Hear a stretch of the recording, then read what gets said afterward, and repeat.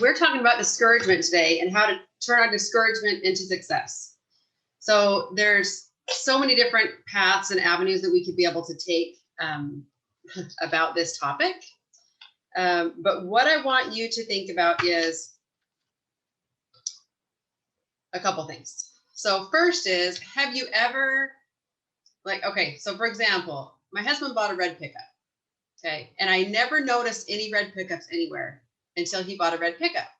And now I think he's driving around all over because I keep seeing this red pickup all over the place, right? Or red pickups. I start to notice them because I start to look for them, right? I'm paying attention. It's something that that's kind of sparked my interest, and I'm being able to pick it out more easily.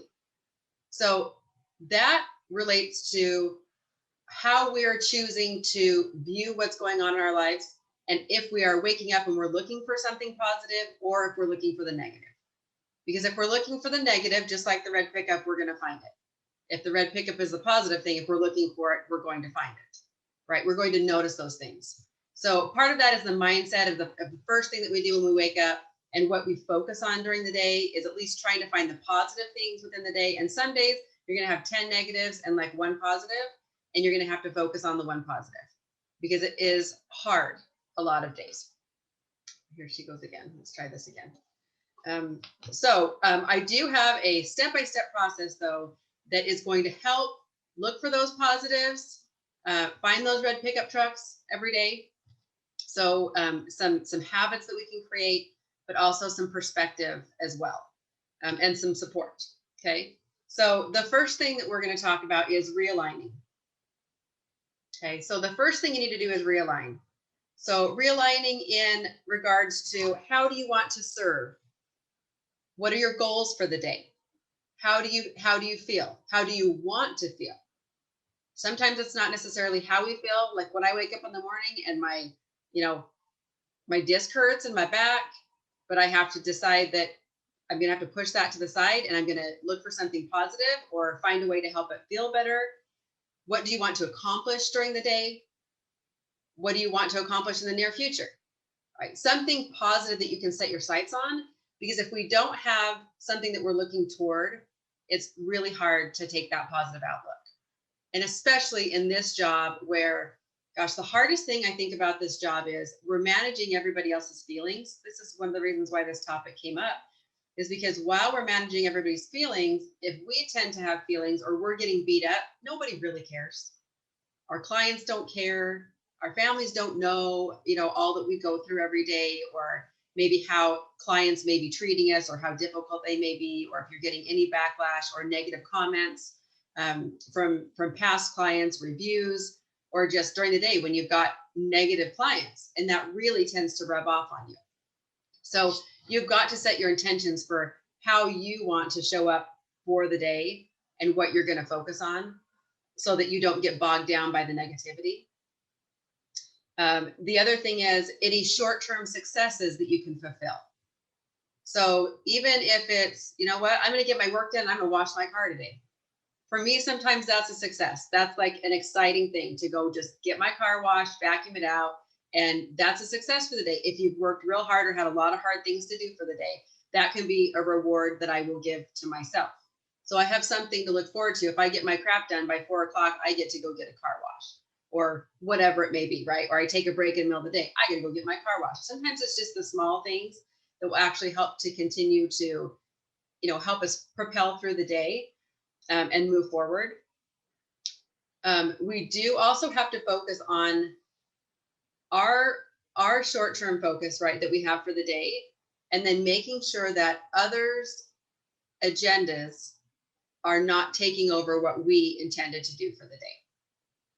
So that's probably one of the hardest things to talk about and to figure out, because we have to work with other people's agendas all the time, right? We get a phone call, we have to show a house. So we had a plan for XYZ during the day, and then all of a sudden we get a phone call, and now we have to jump and run to go take care of this client. And then that just blew our entire plan out of the water. That's probably, for those that are real good planners, that's probably one of the most frustrating things that can happen in this job, is not really being able to plan, right? How do you plan when your day can blow up? So we'll talk about some tips for that today as well. And then also in a longer view, what are your goals for the year? Like, how are you aligning yourself to get to those goals for this year? That's important, because when you are, when I talk about, and I teach at the very beginning of my Elevate classes, and I talk about making sure that you have those 5 goals that are kind of pie in the sky. They're definitely higher things to achieve, and they may take you longer. It may, more transactions, more money, whatever it is. But those things that you want to achieve, you have to have some sort of long-term focus to keep yourself going. Because it's not if things are going to get hard, it's when things get hard. And things get hard for everybody in all different ways. We can't prepare for it necessarily. We can just shore up our own foundations and our own strengthen ourselves, so that when we do have those unforeseen things happen, we're able to better handle them, get through them, to be able to move past that. All right. So when I was preparing for this too, and I thought, man, the thing that we like to do is we like to sit and commiserate on all the things that suck. Right. So I'm like, oh, shoot, I could go over the list of all the trauma in the last year. I could go over, my grandpa just died last week. My grandma died the month before that. All the things that can be going wrong. And we like to commiserate on that. But everyone has those things. We may not talk about them. There's a lot of things that people, maybe traumas that people are going through or have had, and then nobody talks about them. They don't want to talk about them. They maybe feel shameful because of them. Whatever it is, we don't always talk about those things. Or some of the things that we do talk about, like, we like to sit and dwell on it. But that doesn't really help us to move forward. And also knowing that everyone has something. Just know that everyone has something. And whether you think that something is easier or harder than yours, it's just as hard for that person. Everyone just has something different that's hard for them, right? We're different. We're all such different people, that different challenges, your challenge can be easy for me, but my challenge can be hard for you. Or my challenge can be easy for you, but it's really hard for me. So having those goals in sight, write them down, keep them somewhere so that you can revisit those, so you can know why you're pressing forward, why you're doing what you're doing, why it matters. So then you actually want to get up in the morning, you actually want to get going during the day, you want to push through the hard things. Okay. And we want to also be able to implement those things that are going to propel us forward into the stratosphere, not just stay stagnant. So so when we talk about my favorite thing that Dave Ramsey had said, or that I guess stuck with me forever, is applied to finances, but also just to life, where when he talks about in his what is it? I have it on my bookshelf, whatever it is. I don't see where it's on my bookshelf. Anyway, but in his oh my gosh, it's driving me crazy. Anyway, but in his finance book, right? And he talks about things that aren't really surprises, but we act like they're a surprise when they happen, right? So it was always, oh, you're going to have to register your car, and it's going to cost you $250 to register your car in August, every August. But yet August comes and you didn't save the money, and you don't remember that you had to register your car in August, right? You need to be ahead of that, because it's going to happen. It's not a surprise. So take away the thought that that's even a surprise for anybody, because it's not. Well, it's the same thing with life being hard, and being hard in our job, and being personally hard, and still having to trudge through our job and put a smile on our face to show up for people when maybe we might be personally having a hard time, or just having a hard time in our job in general. So there's a lot of different pieces to that. Okay, so we're going to create infrastructure. So if you are not managing towards structure, then you are focused on impulse. And impulse can tend to let you down. So I will explain that a little bit further. So I love impulse. That is, I'm like, let's go do this now. Like my most fun impulsive things is it can be a Sunday or a Monday, and I'm like, let's go to Six Flags on Friday. So then we'll book tickets, we'll book flights, because we live in Idaho. We don't have a Six Flags here. We'll book flights and we'll go to Six Flags on Friday. Right? That's an impulsive behavior that I may have. Definitely not over quarantine, so I'm missing my Six Flags time. But that's an impulsive behavior. So when I think of focusing on impulse and having that let me down, that's not what I'm talking about. I'm not talking about, hey, let's do something fun. Let's do a quick reward, something of that nature. What I'm talking about is if you don't have a plan set out, then you have no way to measure your success. So if you're always just focusing on, oh, I'm just going to wake up and I'm going to just try to sell houses today. If you don't have specific goals, then there's no way for you to pat yourself on the back when you accomplish that, because you didn't write them down. You don't have them, right? So it's easy to become discouraged if you just feel like you're waking up and it's Monday and you're like, okay, I'm gonna do something this week and I'm gonna sell some houses, and then you hit Friday and you didn't sell any houses, and you don't necessarily not sell them that fast, right? But get something under contract or make some sort of progress, and you get to Friday and you're discouraged because you don't feel like you accomplished anything. Well, you didn't have any metric system to measure that. So you've got to start out by, and we'll go through too kind of weekly goals, but you got to go through by having whatever goals it is for the week. And if the week, honestly, if the week tends to be, you know what, it's been a rough, like, grandpa died last week. This week, I kind of don't feel very great. So I'm going to wear my stretchy pants on Tuesday, and I'm not going to see clients on Tuesday. And I'm going to go for a walk this day. And I'm going to do, if that's what you need for self-care, then that's what you need for the week. And then you don't have to feel bad about what you've chosen to do, that you don't feel like you've wasted your time and you got to the end of the week, because it was intentional, because you set that intention. But that also has to do with the discipline of planning what you're going to do for the week so that you can accomplish and move your business forward. One of the biggest things is we will make it. Have you ever made it through an entire week and you're like, wow, what happened to the week? And what did I even do this week?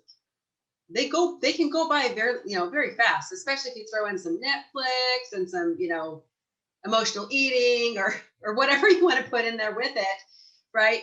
If you kind of numb yourself a little bit through the week, then the weeks can go by very quickly. And then before you know it, a month goes by and 2 months goes by. And then all of a sudden you haven't hit your sales goals or your financial goals because you haven't been intentional enough with what you're doing with your time.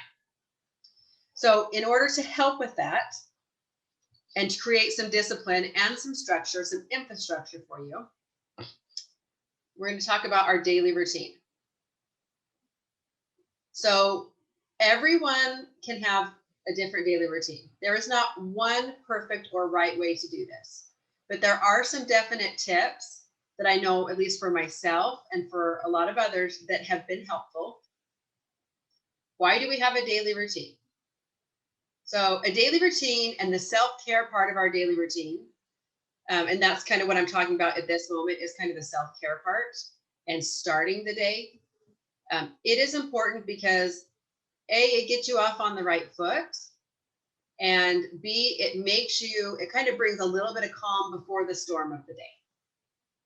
So if you aren't taking care of yourself in the morning before you have to go take care of everyone else, you can quickly become exhausted and feel frazzled.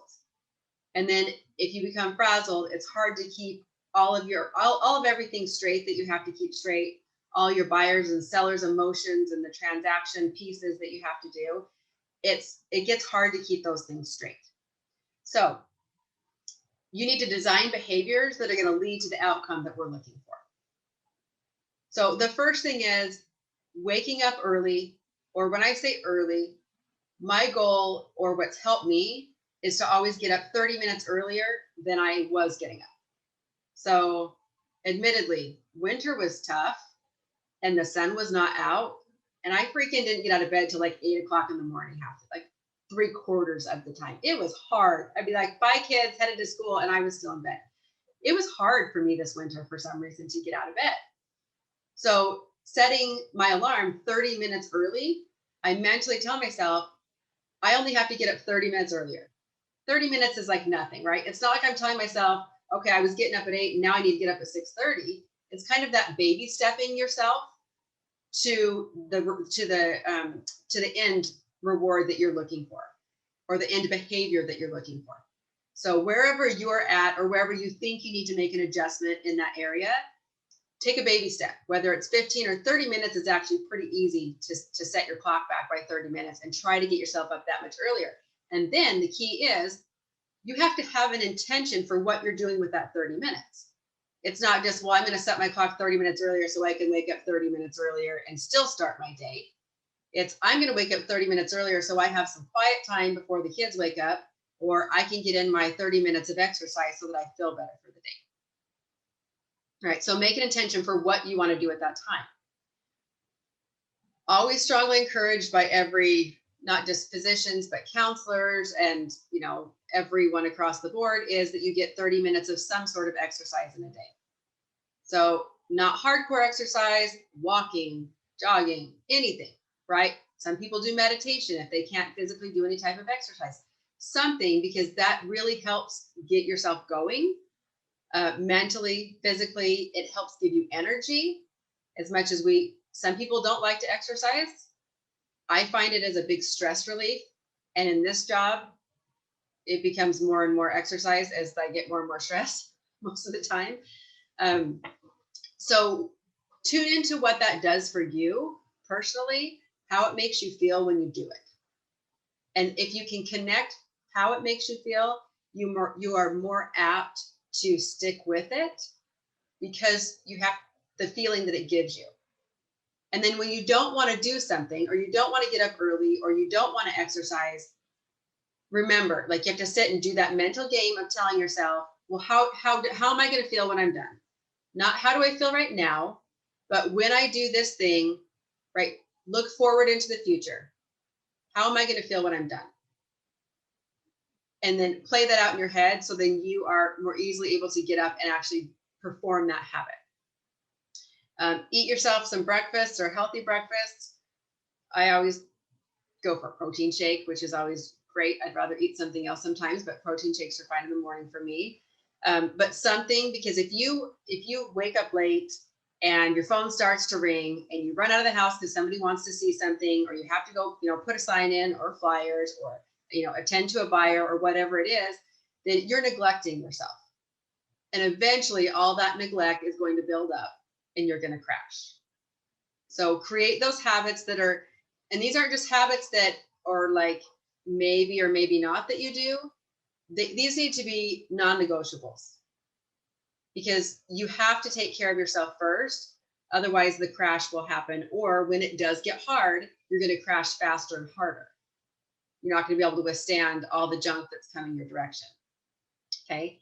And then the other thing in the morning is then setting your intentions for the day. So I had a business coach for, about 5-6 months during quarantine. Loved it. Absolutely loved it. And one thing that I learned how to do was to really tap into preparing myself mentally for what was going to happen during the day. So if I have, because we do so many different things, whether it's I'm being mom today because we have games all day, which is what's happening tomorrow. Or, if we have listing appointment, okay, how do I need to show up? What kind of energy do I need to have?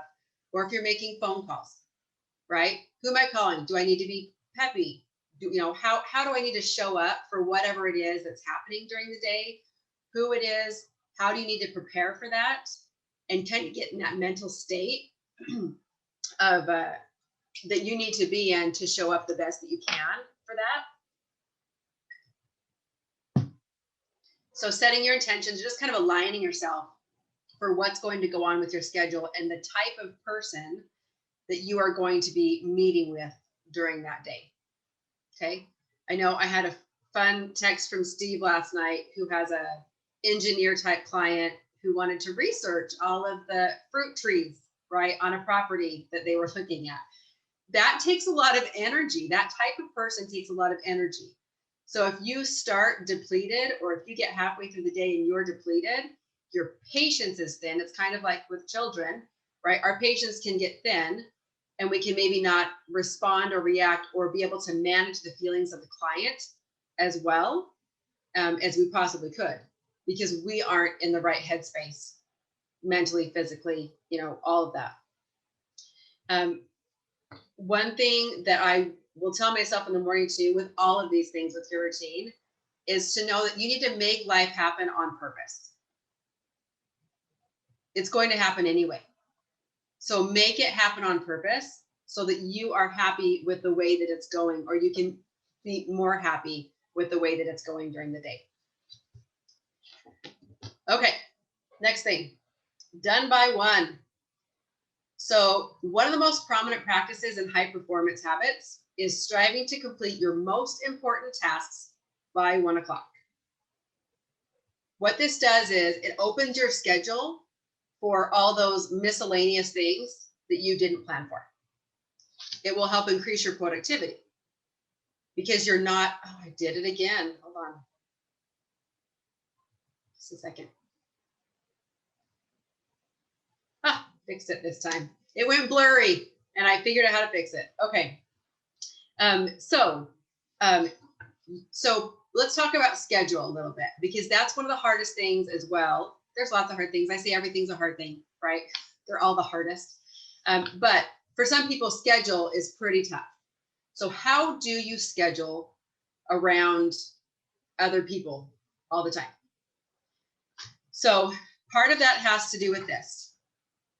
First, we start with our weekly planning, where I will do this on Sundays. That's my quiet day. It is my day that I spend time with my family, go to church, and I don't show houses.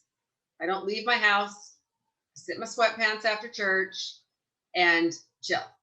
Okay. And I will plan, and I set my intentions for the week, what I need to accomplish for the week. But I also will fill in first all of the things that I know I have on my schedule. I will fill in any of the things that my family has on the schedule. So if I go fill all those spots in, then I have room to add the additional things, right? Or the new appointments. And what you have to realize is, so it's kind of just like with this, right? I teach on Wednesdays and I teach on Fridays. I used to have closings Friday mornings all the time. Well, now I would put my closings at 8 a.m. on Friday. I used to do them at like 9 or 10. Well, I can't do them at 9 or 10 because I'm here. I'm teaching, right? I am working everyone else's schedule around mine. But it's because I know my schedule. It's because I know what things I have to show up for at what time. So essentially, it's not like you're being rude. Some people have a hard time because they think that if they're saying no or not just bending to somebody else's requests for exactly what time someone wants to go do something, you may feel some sort of guilt or remorse because you're not being as accommodating as you hope you were. Really easy to get past this. So first, by filling in what you have to do, then you have open slots. So then when someone says, hey, I want to go look at this house, or can we do this thing, or you need to set, schedule a listing appointment or a closing, whatever it might be, you can look in your calendar and see what fits your schedule. But if you don't have that schedule down, if you haven't planned on Sunday for the rest of the week, you don't have a schedule. Everyone else is now dictating your schedule. And they will run your life. And then as you try to increase productivity and sell more homes, you're going to just have even harder of a time because everybody's going to be throwing stuff at you all over the place and you can't control any of it. You're going to feel completely out of control. So learn now to set your schedule. When I say set your schedule, yeah, sometimes we work at 7 at night. Sometimes we work at 5 at night. Sometimes we work at 8 in the morning. We work all different times depending on the needs of the client. But there's really not a whole lot of difference for me, like between doing a closing at 8 a.m. and doing it at 10 a.m. or doing it at 12 when I'm done with what I'm doing. Right? So make sure that you're putting your schedule and your needs first so that you are ready to fill in the blanks, essentially, with everyone else's requests that are coming. And you would be surprised if you give a suggestion, if somebody says, hey, you know, I want to close at 10, and I just say, well, title says they have an opening at 8. Does that work for you? Yep, that works. Okay, sounds good. Like 99% of the time, it's actually going to be just fine. Actually just fine. Same comes with if you have a family thing planned, a kid thing planned. More often than not, you can move, you know, people's requests around what time you have blocked out. That's why I'm so weird about having a paper planner. A lot of people ask about digital, but that's why I'm so weird about having a paper planner, because I can visually block out the times that I need for everything during the week, pre-plan that. I have a hard time doing that in my phone all the time. Okay, so don't be a victim to other people's schedules.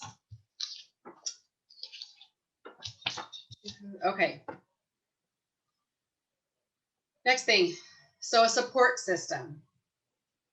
So this is going to look different for everyone. It depends on what your needs are. It may be different if you're a mom. It may be different if you're a dad. It's going to be different if you're single. Everybody's support system is going to be different. So your support system can be your spouse. It can be a coworker. It can be a friend. It can be being part of a mastermind.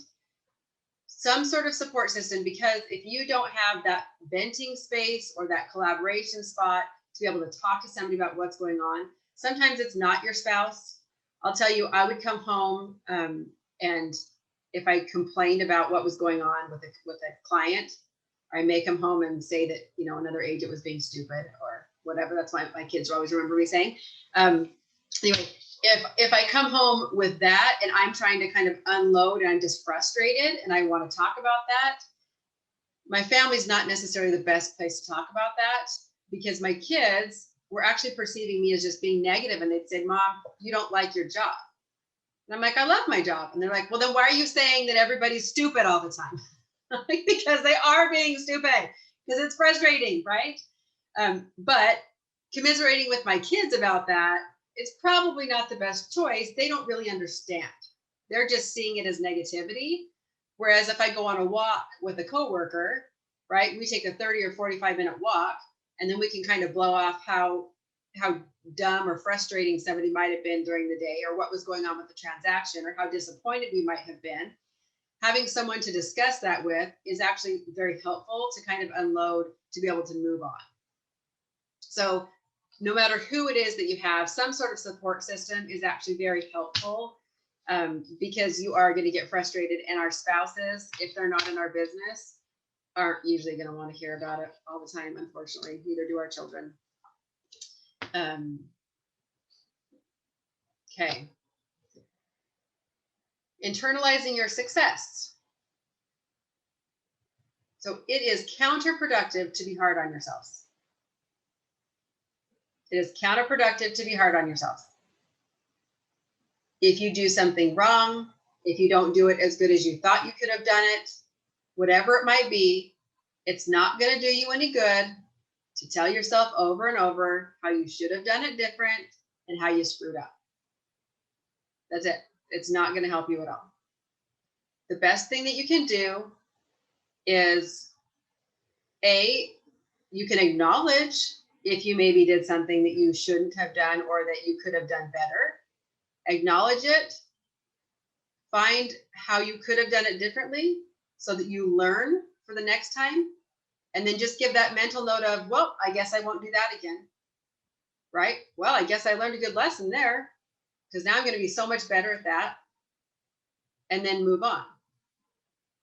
Any small successes that you do have, give yourself some credit. Give yourself some credit. Any small success.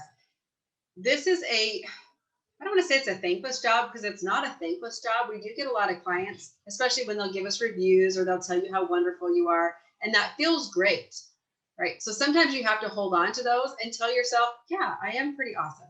Or I did do really great at this, transaction. Or I did make their life easier. Whatever it is, celebrate those small successes and the milestones, so that it helps to, again, like propel you forward, no matter how small or big the successes are. Sometimes the success can be, wow, I actually stayed on task today and I accomplished my paperwork, or I got all my stuff done by 1 o'clock and I don't have anything else to do. I'm going to go to the mall and buy a new shirt, whatever it is, right? But celebrate the small successes. All those small successes, they do turn into a long-term confidence booster and help with your long-term success too. Okay. But it is easy to get for some. It depends on the person. It really does depend on the person and the personality. I will recognize you can get, if anybody's ever read The Mindset by Carol Dweck, great book, very interesting. Mindset, Carol Dweck. It is, hold on, I'll show you what it looks like for a second. And unfortunately, I don't think it's on audio. Audio is my favorite because we drive in our car so much. I like to listen to a lot of things on audio. But very interesting because it actually breaks down kind of why we perceive or think the way that we do. It doesn't, I mean, it kind of has to be, it has to do with how we were trained by our parents as well. But I can see in my own children, I can see the difference between, I've got one kid that just says like, oh, get out of my way, right? Like, no matter what, somebody wants to tell her she's doing something wrong or she can't do something, she's going to be like, whatever, I'll show you. And I'm going to do it anyway, right? So you're going to get that type of personality, but then you're going to also get the personality where if somebody says, you can't do this, right? And they tear you down and it tears them apart. And then they stop doing it because they feel like they can't do it. So it's not, it can be a learned behavior to tell people, move out of the way, I'm going to do it anyway. But it does take some practice to be able to do that. It depends on your personality type. There's some very interesting stories in there. And anyway, great book. Even if you make it halfway through, it's a really great book.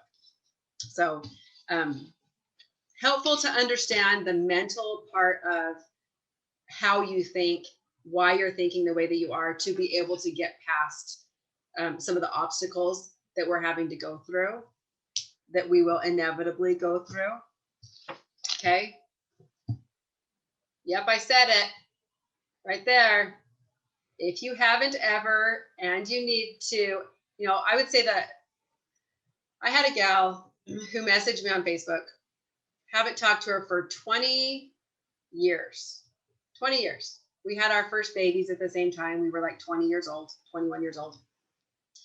And she messaged me one day and she said to me, and it was a rough week, by the way, for me, where I was feeling like, and told by someone that I would get in people's business too much, essentially, kind of, almost like keep to yourself a little bit more.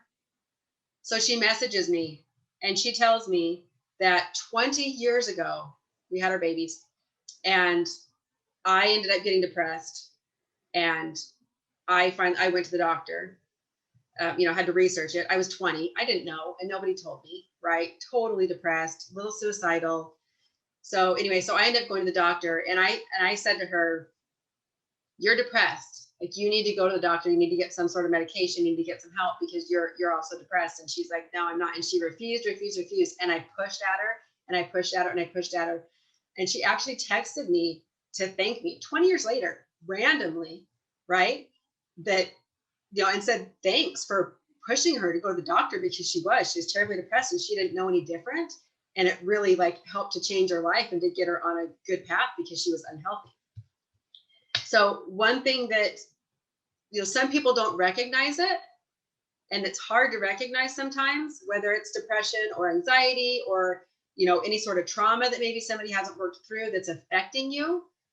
So part of this, looking within yourself to find out how you're feeling each day, right? When you're kind of sitting down, having your quiet moments in the morning or wherever on your walk or wherever you're going to have your quiet moments, but reflecting, how am I feeling?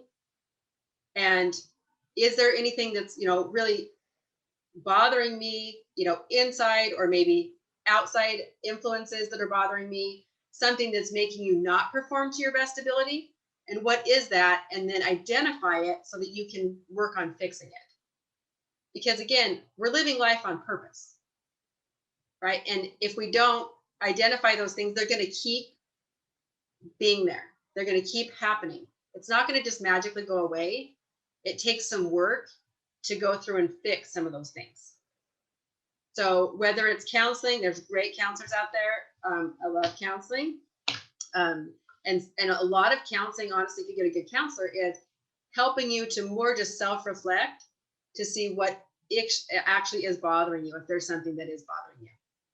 And sometimes that can reflect on, like, if you're yelling at your children, or you're snapping back at your spouse, or you're not liking your job, whatever. I mean, there's a lot of different things, right, that lead us to have a happy life, happy days. So that really helps just with that introspection as well. Last thing, guys.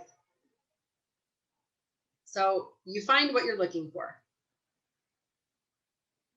So again, live life on purpose. And if you're looking for the negative, you will find the negative. If you're looking for the positive, you will find the positive during the day. Right? So even if we have a crappy day, and sometimes that's not even the word that I use a worse word than that, not around my children, right? But even if we're having a crappy day, we've got to try to find something positive in the day. And even if the positive that you find is, gosh, I didn't prepare for my day. Why is my day in the toilet? Because I didn't prepare. So, okay, positively, I'm going to take some time and I'm going to prepare for tomorrow so that my day can go better. Right? That's a positive thing right there. Not that it fixes anything that's happened, but that you're able to do it better the next time. That you can pick yourself up and move on.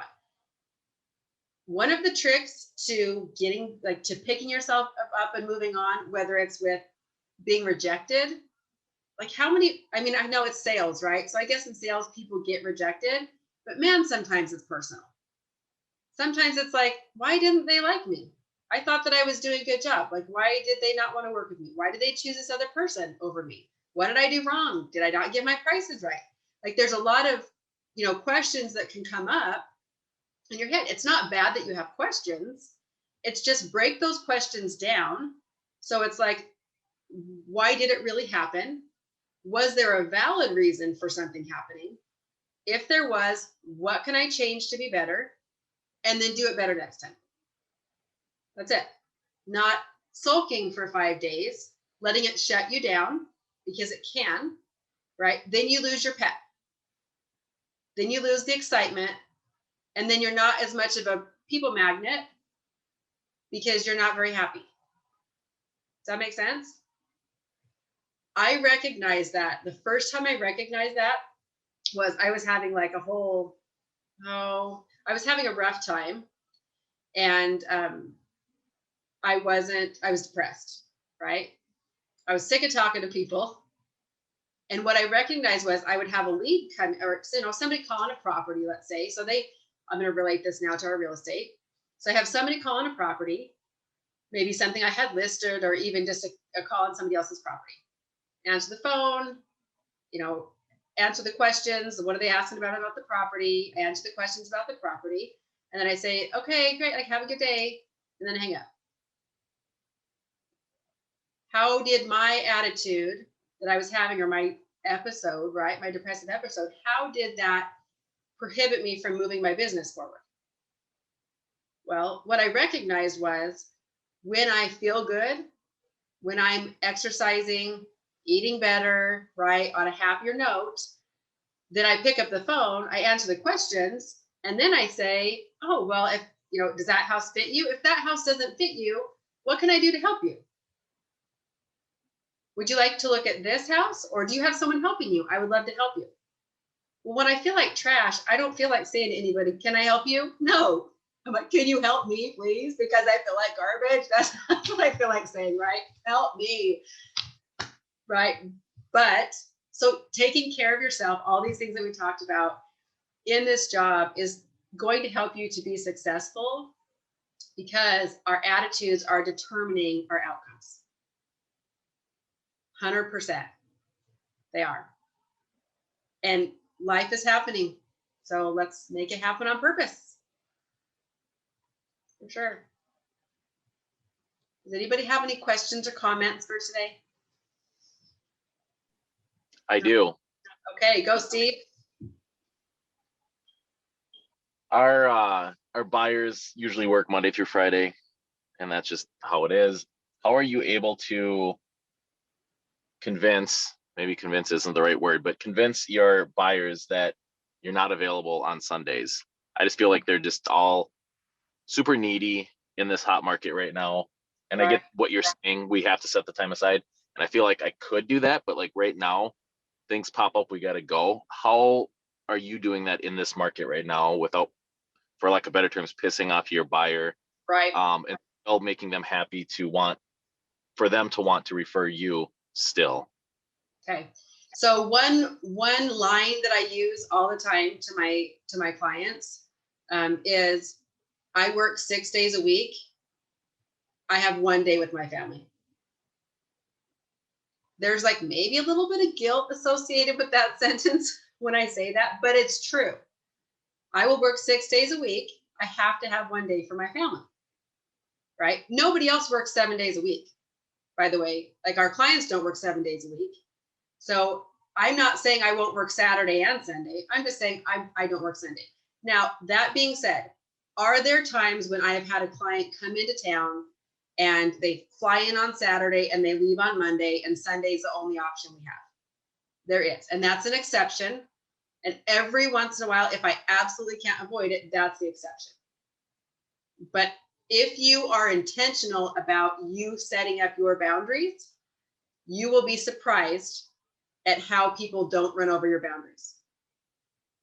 Because really, you know, if you check, let's say a property comes up for sale on a Sunday, which isn't very often, by the way, if you notice.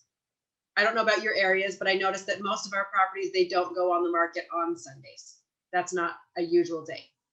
So if something happened to go on sale on Monday, I would call the listing agent to find out what their protocol is and can we see it Monday night or Monday on the client's lunch break or something like that. Like try to find every other option before you break your boundary. Because 100% guys, the clients will break your boundaries and you will be a nutcase. That's what I spent my first 3 years doing, was not having boundaries and not understanding how to set boundaries or that I needed them. Nobody taught me that. So then as I increased in business, it got out of control and I wasn't taking care of myself and I was still running for my family, right? Showing up for all my family's activities and the kids stuff and everything, but still, it wasn't optimal. I wasn't doing great and my spouse wasn't terribly happy. Colleen says, I'm doing that this week and I have a buyer coming from Oregon and I'm basically at his disposal because he's house hunting around a bowling tournament that he's here for. But I planned that with my family ahead of time. Yeah, and sometimes, so that also, Steve and Colleen, that has to do with setting the expectation for your family. So if you tell them, just like we talk about setting expectations with our clients, we need to set the expectations with our family too. This is what's going to happen this week or this day. So then they're all aware. So they know dad won't be home. Mom won't be home. What are we planning for dinner? You know, what does everybody have a right everywhere they has to go?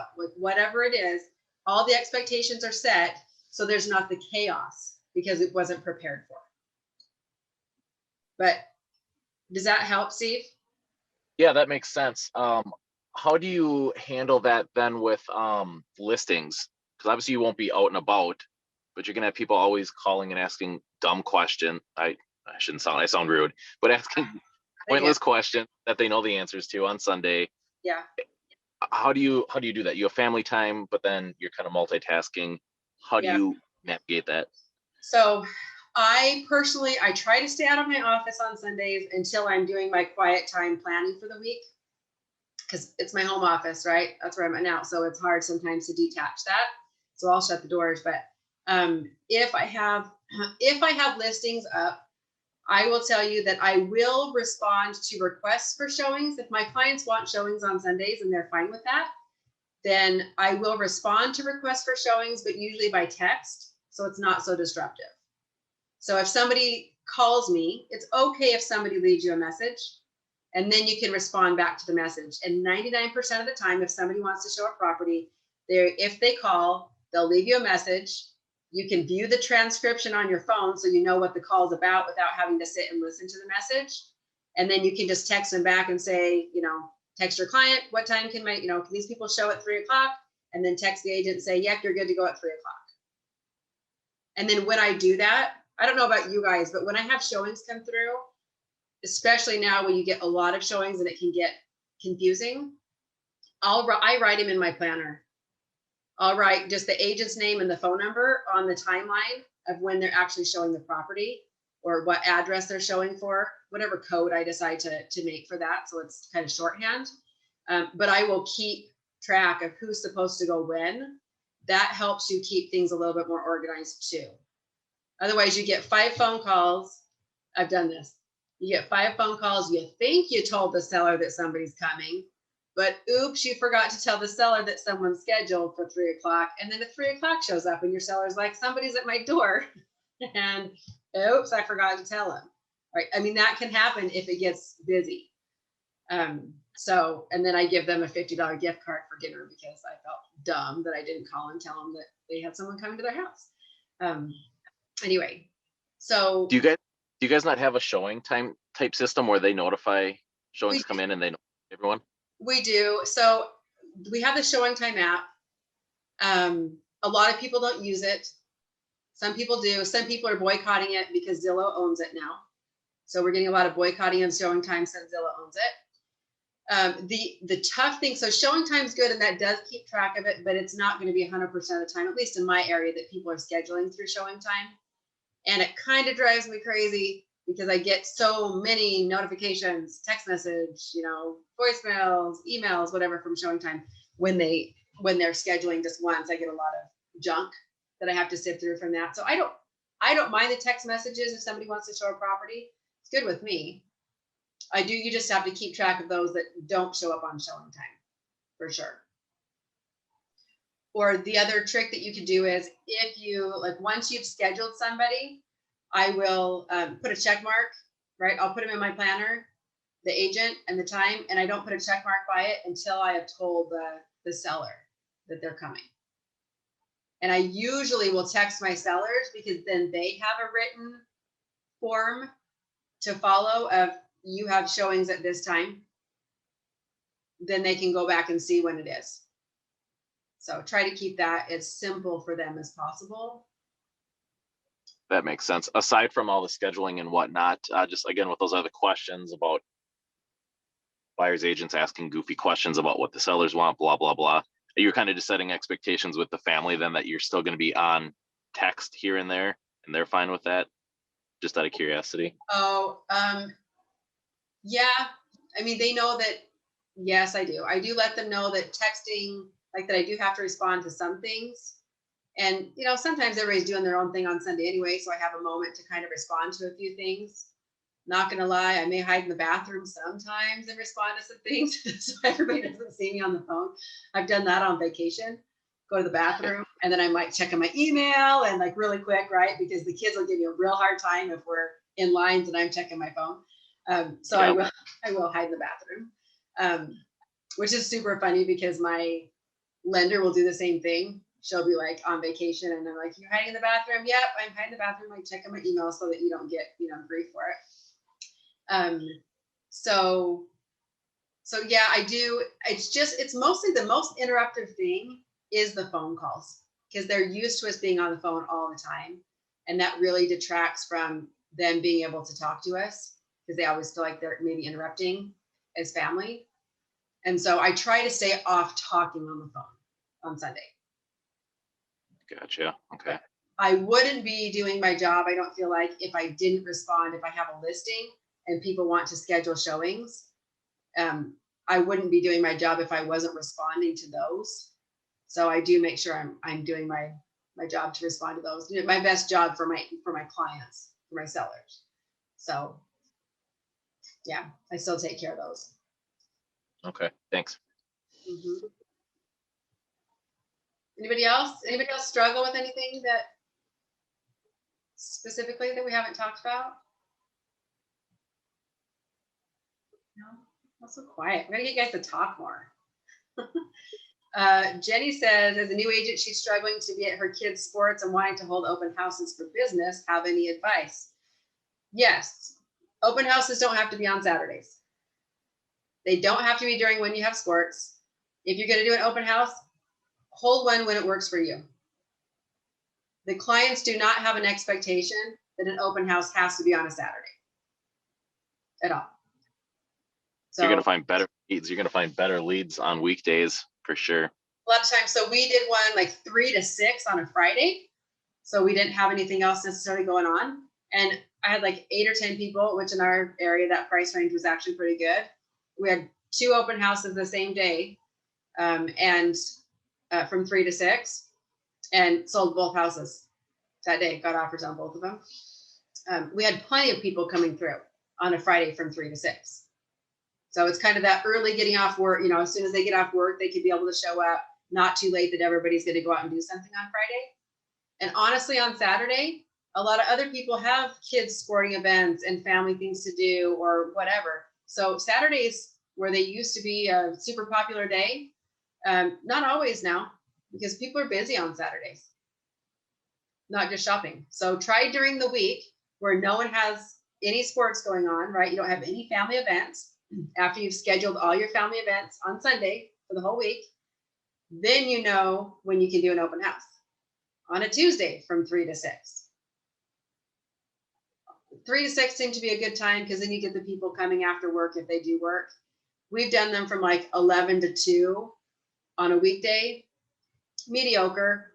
If it's a retired age type of home, then you're going to get enough traffic because they're all retired, looking for that single level, you know, perfect price point. But other than that, any day of the week, just make it work your schedule. Because remember, with an open houses, you're not trying to sell the house. I mean, you are, but it's like a 1% chance that you find the buyer at the open house. Now, that statistic has probably increased now because there's so many desperate buyers out there that they're not just shopping for 10 houses. There's one option, right? 1 or 2 options. So you usually will find or get an offer on someone that's come through an open house now. But really, open houses aren't for the client, like aren't for the seller. They're really for the agents. Open houses are for you to find new clients. That's what it's for. And then the other reason it's for is to pacify your sellers so that they feel like you're doing your job or putting forth additional effort. That's all they're for.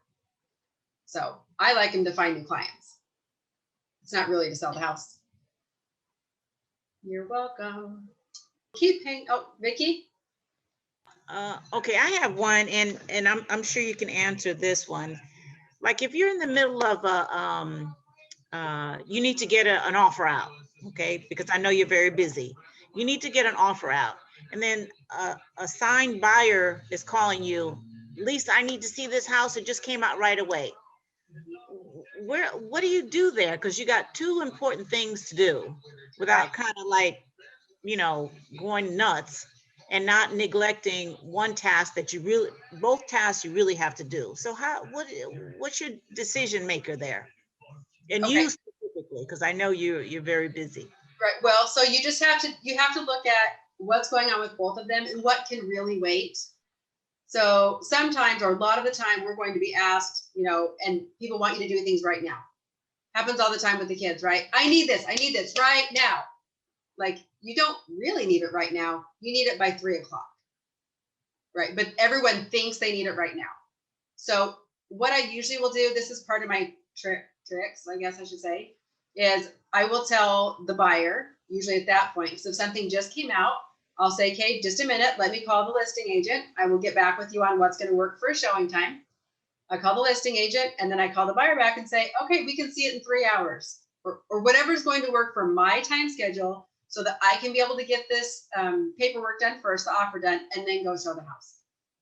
Factor in your drive time, right? Give yourself a half-hour buffer, and then that's when you've scheduled to go see it. If they're not looking at offers in the first hour, which is very true, they're not going to be, then it's not going to kill anyone to wait 3 hours. So they can wait. And you don't have to tell them all that. You just say, listing agent says we can get in at 3 o'clock. Does that work for you? That's it. The one thing you don't want to say is what time works for you, and then let me schedule that. You don't want to say that. You want to see what time works for me. Let me make sure that's going to be okay so we don't miss out. Then call, verify with the listing agent, and then make the call back to your buyer that says, okay, how about 3 o'clock? Does that work for you? Don't let them dictate. Remember, don't let them dictate the time. And yes, we want to work around. We know they work, or we know, I'm not saying to completely ignore what their needs are. I'm just saying most of the time their needs are not as dramatic as what they may come across as them being. Yeah, they aren't. Just when you think, I mean, even your best clients, you think that they might be compassionate, care about you. No, they don't really. They are so concerned about their transaction or buying a house or whatever it's doing. Because remember, buying a home is an emotional thing, right? It's an emotional transaction. So we're dealing with heightened emotions with the clients. So they really don't care what's going on with us, which that's why it makes it so hard, because we have to be so compassionate and caring about them, but they could really give a rip about how we're feeling, or if we're having a crappy day, or if someone even died. Like, they really don't care. They really don't, because that's not going to help them. They're worried about themselves. So that's why you don't have to, you're right, you don't have to tell them. That's why you know what your schedule is, and then you fit them in according to how you are doing or you are feeling. I honestly, coming out of winter, I'm like, you know what, for a while there, I'm not taking appointments till after 10 o'clock. Just hands down, I'm like, I'm not going to get my butt out the door before 10, because I'm going to get up, I'm going to do some exercise, I'm going to take it kind of slow, I'm going to make sure my house is cleaned up, like, just to make me feel better coming out of winter. That's what I needed for a while. So my appointment times didn't start till after 10. And that's just when I booked them. I sometimes, so some people may have a hard time with, if you have like your desk work to do, right? We have our paperwork, we have our busy work stuff, that whether you focus better in the morning or in the afternoon, that's something that you have to decide. So for myself, I focus better in the morning. If I get interrupted, if I have to leave and go show properties, I never want to come back to my desk, ever. I'd rather be out talking to people. I'd rather be out showing houses. Like, really, I'll go to the car wash. I'll always find something else to do. I'll go check out my new construction. So if I get interrupted, I have a very hard time coming back to finish my paperwork or whatever stuff I have to do at my desk. So that being said, I know that about myself. So I start to schedule my appointments from 4 o'clock backward. So if somebody wants a listing appointment, I started making my listing appointments to do photos and stuff at 1 o'clock. I never do them earlier now. I'm just like, hey, 1 o'clock. And then if I have 2 books, okay, second one's at 3 o'clock. So then I just know that then I can focus on what I need to focus on at my desk. Then I can get out and go have fun, because it's very hard for me to come back down. The only time I come back down is about 9 o'clock at night. And then I'll sit at my desk till midnight sometimes, which is not healthy either.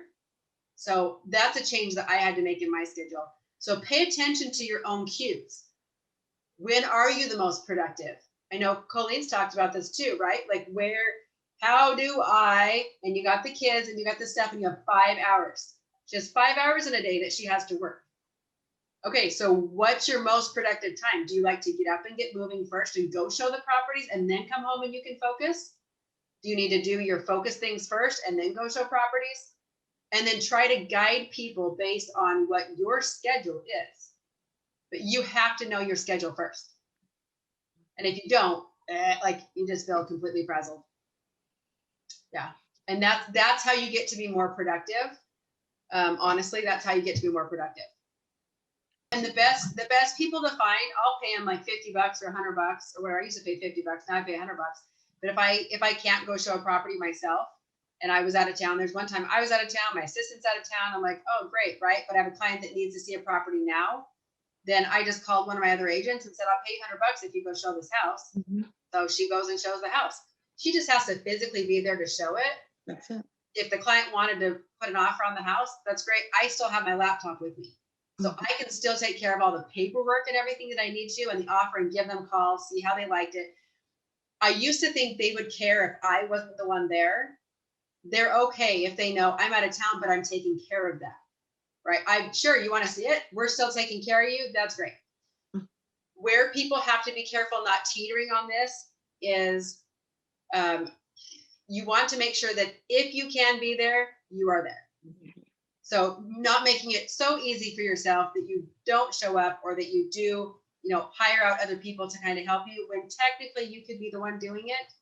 So just making sure that there's a balance there. But yeah, identify somebody in your office. And you know what? The other thing you could do is find a partner essentially that you can back each other up. So when they go out of town, then you back them up and you don't even pay each other. And when you go out of town, they back you up.